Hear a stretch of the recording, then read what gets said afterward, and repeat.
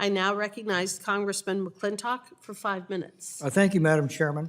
H.R. 180 is the result of a multi-year effort dating back to the work of Doc Hastings and Rob Bishop, the distinguished chairman of the Natural Resources Committee for many years. It stems from the frustration so often expressed by affected state and local governments and private citizens over the science behind ESA listings, that important scientific data is either ignored or obscured. There should be nothing secret about science.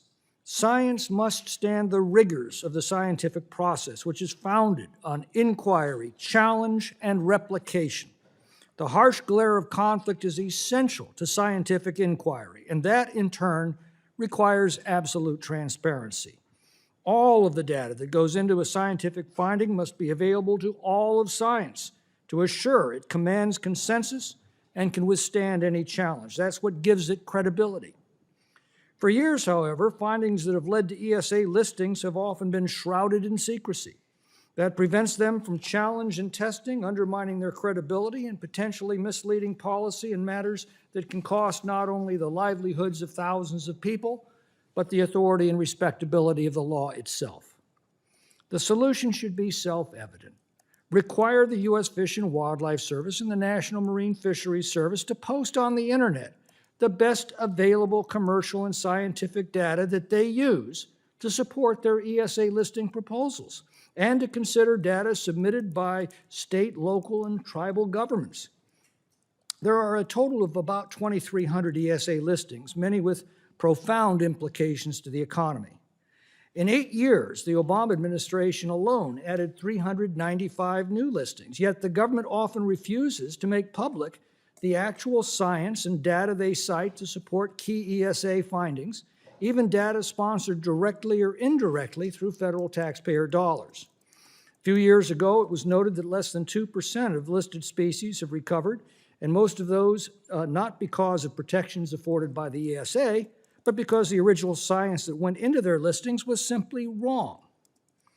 A committee report from 2018 cited myriad complaints by state officials and notes, quote, "Although listings are readily available to the public, the scientific and commercial data used in making such decisions is generally unavailable.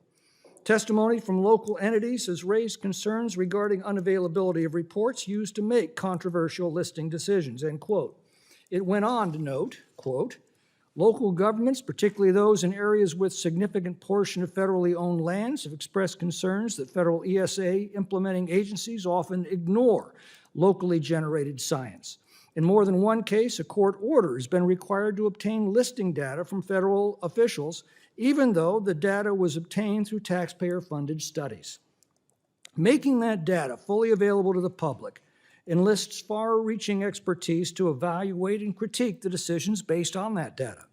Time and again, statisticians, engineers, and scientists, sometimes professional, sometimes amateur, have revealed major flaws in the data and analysis of major findings with overwhelming bearing on public policy.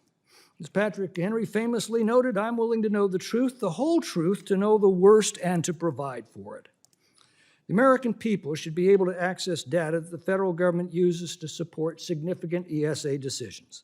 They should be able to confirm that these decisions are based on the best available scientific and commercial data, not merely citations to unattainable, unpublished studies or bureaucrats' professional opinions.